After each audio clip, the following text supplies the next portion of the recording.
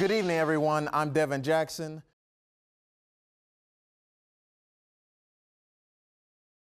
On Saturday night, two tourists were walking down this sidewalk when a group of four men approached behind them and attacked them right here. The office building right here was able to catch the surveillance footage, and the police are still looking for the other two suspects. The Lady Lynx volleyball team is warming up right behind us as they get ready to take on Oakland City University. The Lady Lynx are coming into this game off of 3 straight victories, and they look to continue their winning ways tonight here at Lynx Arena. On Saturday evening, a 70 and 89-year-old couple were brought to the hospital in critical condition following a 16-year-old male beating them with a hammer.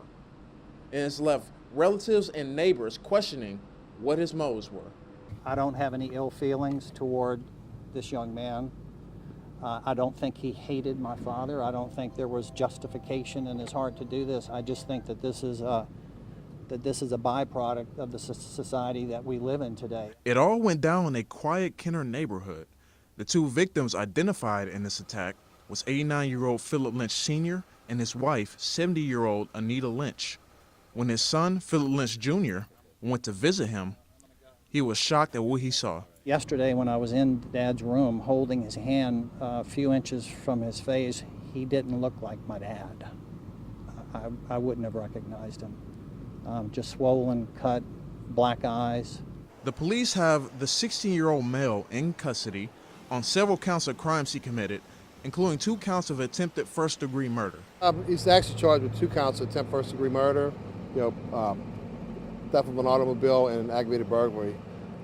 This is a 16-year-old who utilized a hammer to beat a 89 and a 70-year-old victims. A neighbor who helped the attacked couple called 911 after he was disturbed by what he saw at the Lynch's home.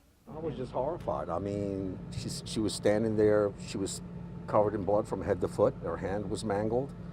And I sat her down and called the police and then went next door to see Mr. Phil, and he was laying in a pool of blood. It was like a war zone. Reporting for Kenner Police Department, I'm Devin Jackson, WDSU News. The LSU football team looks to bounce back and have a dominant 2017 campaign.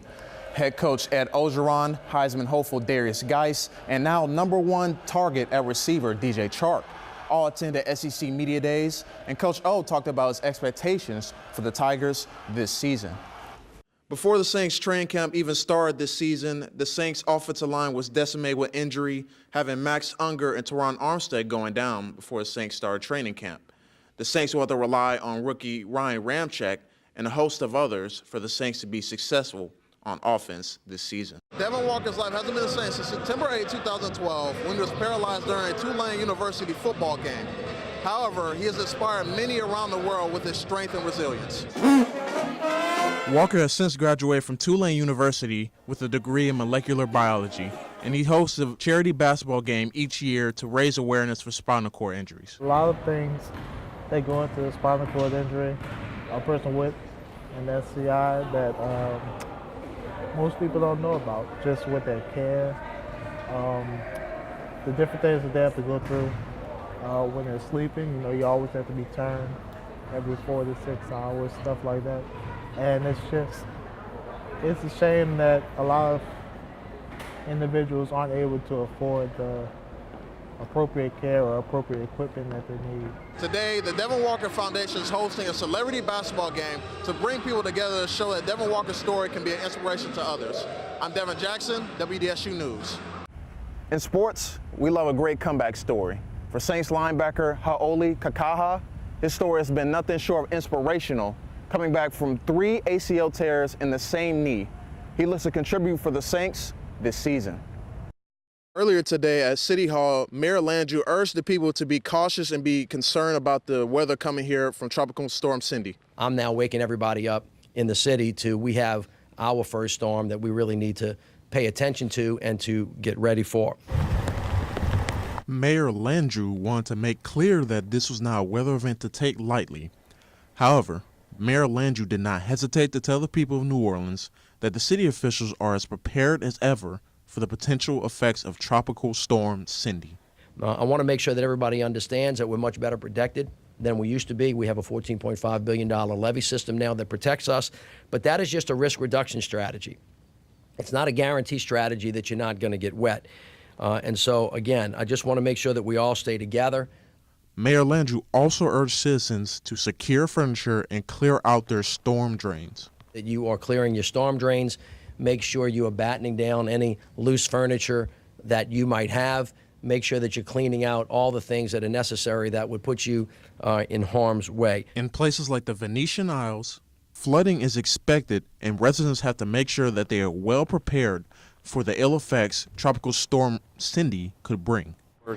We're preparing, all of us in the neighborhood are preparing for the worst, you know, as far as getting water up into the yards, and especially out here in Venetian Isles. For more information and to track Tropical Storm Cindy, go to ready.nola.gov. From the Venetian Isles, I'm Devin Jackson, WDSU News.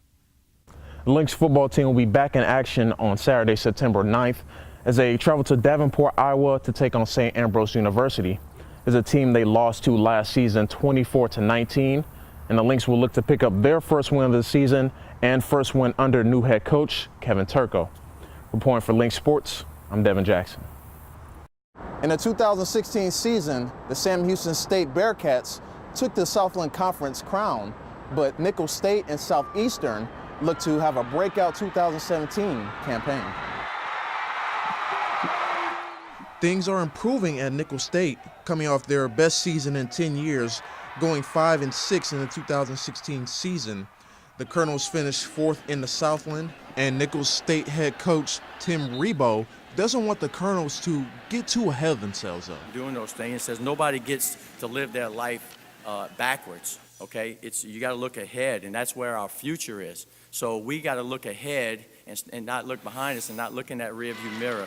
And because if you start doing that, you start looking too far ahead, and then you're gonna stumble on something that's right there in front of you. So that's what we got to do. We just put those blinders on. We got to stay focused because every week in this conference, you know how tough it is. And in the last 4 seasons, Southeastern Louisiana has piled up 31 wins, including sweeping the other 3 Louisiana schools in the conference, McNeese State, Nicholls State, and Northwestern State last season.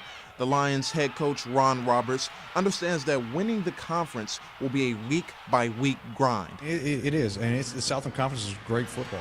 It's great football. It's a dogfight every week, and you got to be ready. And then that's the biggest question: who's got the most talent, or whatever else? Who's ready for that dogfight?